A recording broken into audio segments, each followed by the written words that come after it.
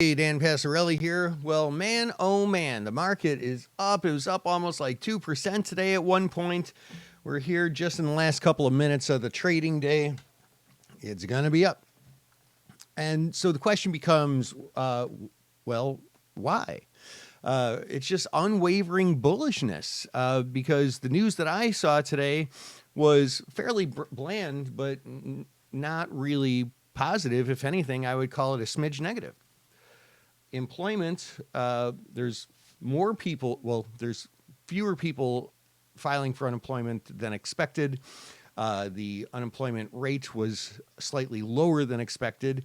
This is that good news that is supposed to be bad news for the market, and they loved it. They ate it up. So what happened after that? The Fed's Bullard came out and made some comments that were slightly hawkish as well. So for whatever reason, the market just continues to continue to rally here today.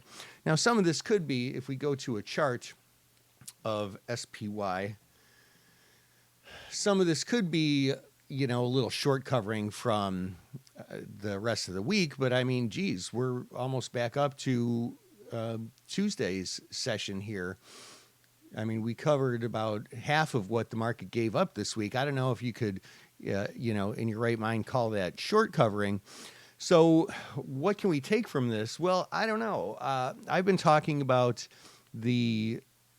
my need to hedge, and I've already hedged.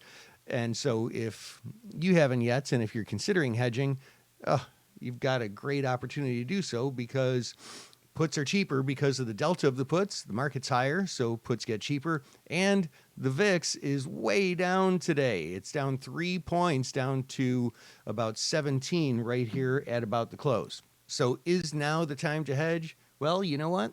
It might be. If you are looking to protect your portfolio, your long-term portfolio, your long-term stock holdings, it might not be a bad time to at least take a look at it and see if it makes sense for your situation.